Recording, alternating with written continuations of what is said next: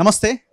ఉద్యోగాల పోస్టులు పెంచాలని, దాంతోపాటుగా జీవో నెంబర్ 46 రద్దు చేయాలని గురుకుల ఆస్పిరెంట్స్ ఎవరైతే ఉన్నారో వాళ్ళ ఉద్యోగాల విషయంలో అందరికీ ఉద్యోగాలు వచ్చే విధంగా చర్యలు తీసుకోవాలని డిమాండ్ చేస్తూ అశోక్ సార్తో పాటు మరో ముగ్గురు ఆమరణ నిరాహార దీక్ష కూర్చున్నారు. ప్రస్తుతం నేను ఉస్మానియా ఆసుపత్రి లోపల ఉన్నా. సో అశోక్ సార్ దీక్ష కొనసాగుతుంది. ఆయనతో పాటు దీక్షలో పాల్గొన్న ముగ్గురు నిరుద్యోగ విద్యార్థులు ఆ దీక్షను విరమించడం జరిగింది. సో అశోక్ సార్ దీక్ష మాత్రం కంటిన్యూ అవుతుంది ఇదే ఉస్మానియా ఆసుపత్రిలో.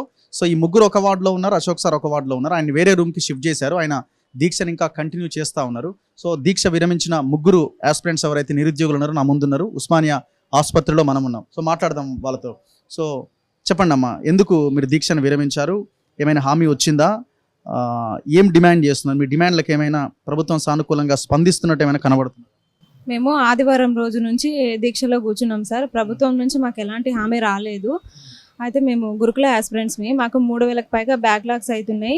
మాకు రిలింక్వెస్ట్మెంట్ ఆప్షన్ ఇవ్వండి అని చెప్పేసి గత నెల రోజులుగా మేము ప్రభుత్వం చుట్టూ తిరుగుతున్నాం సార్. కానీ ఎలాంటి స్పందన లేదు. ఇప్పుడు చేస్తాం అప్పుడు చేస్తాం అంటున్నారు. ఇది మా ప్రభుత్వం కాబట్టి, మేము గెలిపించుకున్న ప్రభుత్వం కాబట్టి మేము అడుగుతున్నాము. దయచేసి మాకు రిలింక్వెస్ట్మెంట్ ఇస్తే 3000 కుటుంబాలు బాగుపడతాయి అని చెప్పేసి అడుగుతున్నాం సార్. అయితే నాకున్న వ్యక్తిగత సమస్యల వల్ల, కొంచెం హెల్త్ ఇష్యూస్ వల్ల నేను సాయంత్రం నుంచి నేను డల్గానే పడుకున్నాను సార్. ఇక అందుకే విరమించుకోవాలని నిర్ణయించుకున్నా, హెల్త్ ఇష్యూస్ ఉండడం వల్ల. మెయిన్ సార్, గురుకులలో రిలిక్వెస్ట్మెంట్ ఆప్షన్ ఇస్తే 3000 బ్యాక్లాగ్స్ అవ్వకుండా వాళ్ళందరికీ ఉద్యోగాలు వస్తాయని మేము సార్తో పాటు మేము కూడా దీక్షలో కూర్చున్నాం సార్. దీక్షను కంటిన్యూ చేస్తున్నారా అశోక్ గారు? చేస్తున్నారు సార్. సార్ కంటిన్యూ చేస్తున్నారు సార్. ప్రభుత్వం నుంచి స్పష్టమైన హామీ వచ్చేదాకా సార్ కంటిన్యూ చేస్తారు సార్. ఖచ్చితంగా కంటిన్యూ చేస్తారు. ఆమరణ దీక్షకి వెళ్ళాల్సిన ఆ సిచ్యువేషన్ మీకు ఎందుకు అనిపించింది? ప్రభుత్వం ఇంకా మాట్లాడుతున్నాము చేస్తున్నాం అని చెప్తున్నారు కదా, సో వాళ్ళ మీద ఎందుకు మీకు నమ్మకం లేదు? నమ్మకం లేదు అని కాదు సార్, చేస్తున్నాము అంటారు, రివ్యూ చేస్తున్నాము అంటున్నారు. ఇప్పుడు 317 జీవో పైన ఒక్క రోజులో మీరు రివ్యూ చేసిండ్రు సార్. 46 జీవో ఇలాంటివి అన్నీ మేము ఫస్ట్ నుంచి రైజ్ చేస్తున్న ఇష్యూస్, గత ప్రభుత్వంలోనే మేము రైజ్ చేసిన ఇష్యూస్ ఇవన్నీ. ఇప్పుడు మేము తెచ్చుకున్న ప్రభుత్వం కదా, మీరు ఎందుకు స్పందించట్లేదని మా బాధ సార్. మేము ప్రభుత్వానికి వ్యతిరేకంగా పోవట్లేదు సార్, కేవలం మా బాధనే వ్యక్తం చేస్తున్నాం. మీరు పట్టించుకోలేదు కాబట్టి మేము ఇలాంటి నిర్ణయం తీసుకున్నాం సార్. ఎవరికి మేము వ్యతిరేకంగా పోలేదు, మిమ్మల్ని మేము గెలిపించుకున్నాము కాబట్టి మేము ఇంత స్వేచ్ఛగా అడుగుతున్నాం, మాకు ఉద్యోగాలు ఇవ్వండి అని. మాకు కొన్ని విద్యా వ్యవస్థలో కొన్ని లోపాలు ఉన్నాయి, వాటిని సవరించి మీరు మాకు న్యాయం చేయడానే కోరుకున్నాం సార్ మేము. సో మీ హెల్త్ ఎలా ఉంది? దాదాపు 3 days నుంచి చేస్తున్నట్టున్నారు కదా? 5 days నుంచి. నా పేరు ఇంద్రనాయక్ అన్న. అంటే యాక్చువల్లీ నాది షుగర్ లెవెల్స్ అన్ని పడిపోతున్నాయి. డాక్టర్ గారు, మీరు ఫుడ్ తీసుకోకపోతే మీరు చాలా క్రిటికల్ కండిషన్ వెళ్ళిపోతారు కాబట్టి మీరు ఫుడ్ తీసుకోవాలి అంటే, నేను గవర్నమెంట్ నుంచి కొంచెం ఇన్ఫర్మేషన్ వచ్చింది. ఏమనంటే, మీరు విరమించండి, చర్చలకు పిలుస్తామని చెప్పారు. ఏదో కాంగ్రెస్ పార్టీకి వ్యతిరేకమని కాదు, కాంగ్రెస్ పార్టీ గెలుపు కోసం బస్ యాత్ర చేసిన ఉద్యమ నాయకుడు నేను. కాబట్టి మా గవర్నమెంట్, మేము నిరసన, ఇది వ్యతిరేక అనుకోవద్దు, మా నిరసన ఇది. మా అమ్మ లాంటి కాంగ్రెస్ గవర్నమెంట్ అడుగుతున్నాం, మేము చర్చలకు పిలవండి, నిరుద్యోగులకు చర్చలకు మీటింగ్ పిలిస్తే మా సమస్యలు మేము చెప్పుకుంటాము. అరే మీరు 3717 తీసుకొస్తున్నారు, ఒక్క రోజులో అయిపోతుంది. కనీసం జీవో 46, గ్రూప్ 1, గ్రూప్ 2, గ్రూప్ 3 పోస్టులు ఇంక్రీజింగ్ ఒక్క రోజుల్లో చర్చలో అయిపోతుంది కదా. మీరు ఎందుకు మమ్మల్ని చేస్తున్నారు అర్థం కావట్లేదు. కాబట్టి మేము ఏ వ్యతిరేకం కాదు, కాంగ్రెస్ గవర్నమెంట్ మేము పూర్తిగా మేము మద్దతే. కానీ చర్చలకు పిలిస్తే మా సమస్యలు మీకు తెలిస్తే మేము అవుతాము. కాబట్టి నిన్న గవర్నమెంట్ నుంచి మాకు ఒక మాట వచ్చింది, చర్చలకు పిలుస్తామని చెప్పారు.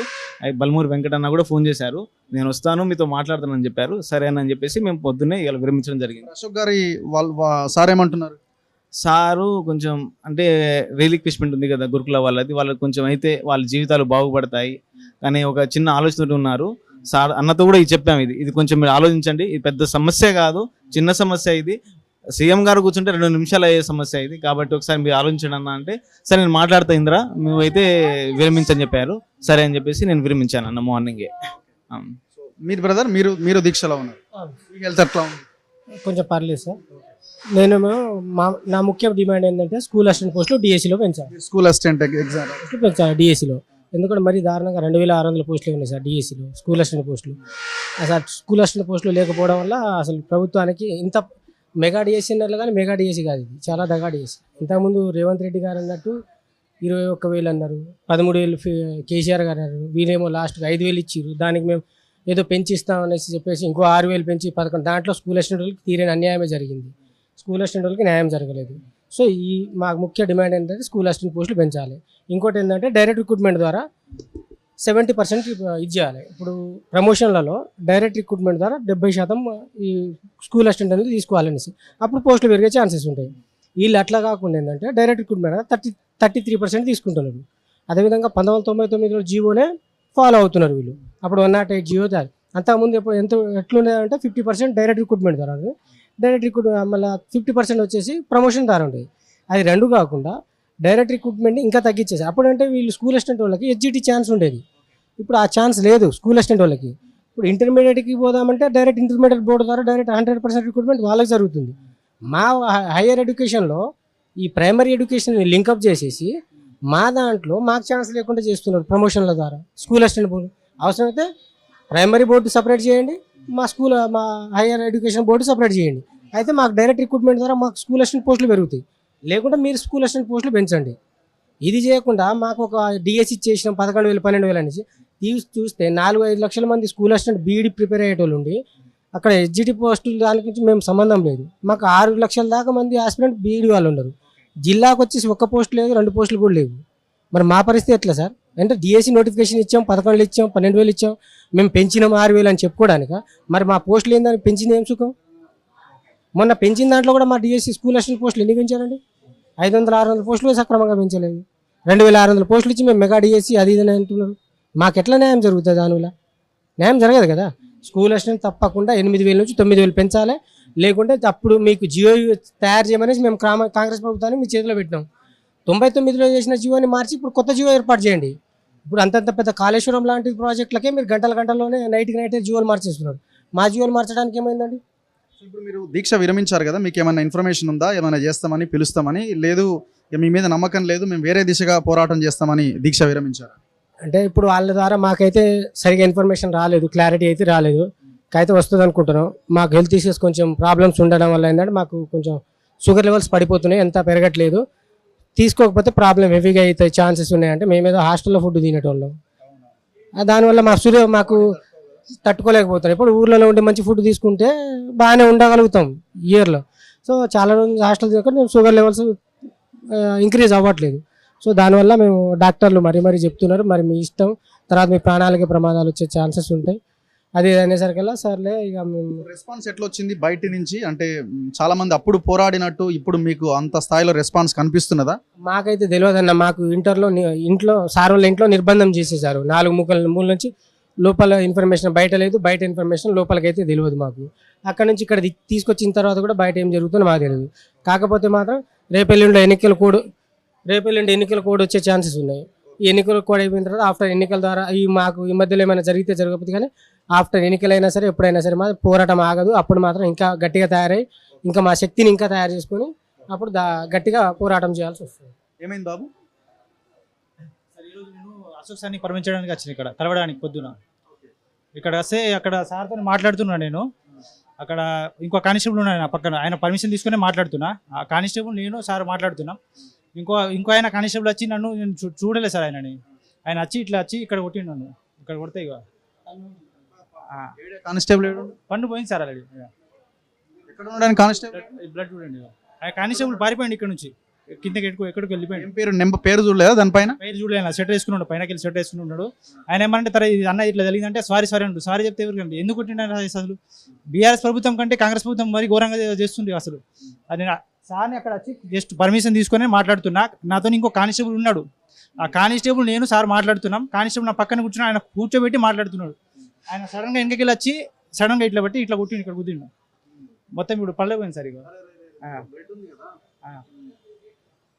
అడగాల్సిండే పేరు ఏంది కనుక్కోవాల్సిండే. వెళ్ళిపోయింది. ఇక్కడ లేడా? ఉన్నాడు సార్, కింద ఉన్నాడు ఆయన. మొత్తం బ్లడ్ వచ్చింది చూడండి. వెళ్దాం, కిందికి వెళ్ళి మాట్లాడదాం. బీఆర్ఎస్ ప్రభుత్వం కంటే కాంగ్రెస్ ప్రభుత్వం మరి దారుణంగా ప్రవేశిస్తుంది అసలు. పరామర్శించడానికి సార్ ఆరోగ్యం 4 రోజుల నుంచి దీక్ష ఇస్తుంది సార్. ఎవరి కోసం చేస్తుంది? స్టూడెంట్స్ కోసం. ఉద్యోగాల సంఖ్యలు పెంచుతారని ఆ గ్రూప్ 1 పోస్టులు 700 పెంచండి, గ్రూప్ 2 ఒక 2,000 పెంచండి, గ్రూప్ 3 ఒక 3,000 పెంచండి, టెట్ వేయండి, మెగా డిఎస్ అండి. సార్ ఎందుకు ఫైట్ చేస్తుండ్రు? 4 రోజుల నుంచి దీక్ష ఇస్తుంది సార్. ఆరోగ్యం బాగలేదు అని హాస్పిటల్లో తీసుకొచ్చి హాస్పిటల్ చెత్త హాస్పిటల్ ఉంది. అసలు కనీస సౌకర్యాలు లేదు సార్ హాస్పిటల్లో. మరి దారుణంగా ఉంది హాస్పిటల్. నేను చూసిన ఏ వార్డులో, నాకు కూడా తెలియదు ఎక్కడ ఉన్నారో కూడా సార్ తెలియదు. అక్కడక్కడ తిరిగినా చూస్తే అసలు పేషెంట్ అసలు ఏం సౌకర్యాలు లేదు హాస్పిటల్లో, ఏం లేవు. కానీ ఈ విషయాలు బయట జనాలు కూడా గమనిస్తూ ఉన్నారు, విద్యార్థులు కూడా గమనిస్తూ ఉన్నారు. ఈ 2-3 రోజుల్లోనే ఎన్నికల కోడ్ రాకముందే ప్రభుత్వం సరైన నిర్ణయాలు తీసుకోకపోతే మాత్రం ఇదే స్టూడెంట్లు బస్ యాత్ర చేసిన వాళ్ళు, వీళ్ళు గెలిపించిన వాళ్ళు, వీళ్ళు కాకపోయినా వీళ్ళు రాకపోయినా బయట గమనించిన స్టూడెంట్స్ కూడా అబ్జర్వ్ చేస్తూ ఉంటారు ప్రభుత్వం ఎటువంటి చర్యలు తీసుకుంటుంది, ఎటువంటి కఠినంగా ఉంటుందనేసి. అది గమనించి ఒకవేళ సరైన నిర్ణయం రాకపోతే ఆ గెలిపించిన విద్యార్థులే తర్వాత ఆల్టర్నేటివ్ చూడాల్సి వస్తుంది. అది జాగ్రత్తగా ఆలోచించి ప్రభుత్వం సరైన నిర్ణయం తీసుకుంటే బాగుంటుంది అనేసి మా యొక్క అభిప్రాయం. సో ఇది దీక్ష, దాదాపు 5 రోజులుగా దీక్ష చేసిన ఈ నిరుద్యోగులు దీక్షను విరమించారు. సో ఇంకా మీ మీద నమ్మకం ఉంది. ఆ నమ్మకాన్ని పూర్తిగా వాళ్ళు వదులుకుంటే రేపు మీ ఎన్నికల్లో ఓటమి కోసం మేము ప్రయత్నం చేయాల్సి వస్తుందని కూడా వాళ్ళు సవాల్ చేస్తూ ఉన్నారు. వాళ్ళ డిమాండ్లు న్యాయమైన డిమాండ్లు అండి. జీవో 46, గురుకుల ఆస్పిరెంట్స్కి సంబంధించిన ఇష్యూ, ఇవన్నీ కూడా చాలా చాలా న్యాయమైనటువంటి డిమాండ్లు ఇవన్నీ. సో వీటిని పరిష్కరించాలి. ఫస్ట్ వీళ్ళని డిస్కషన్స్కి పిలవండి, చర్చలకు పిలిచి అసలు మీ సమస్య ఏంటో తెలుసుకునే ప్రయత్నం చేయండి. అండ్ పోలీసుల తీరు వైఖరి కూడా మారాలి. పరామర్శించడానికి వస్తే కొట్టడం ఏంది? ఇంత దుర్మార్గమా? కెమెరామెన్ పాషాతో రఘు, మన తొలి వెలుగు.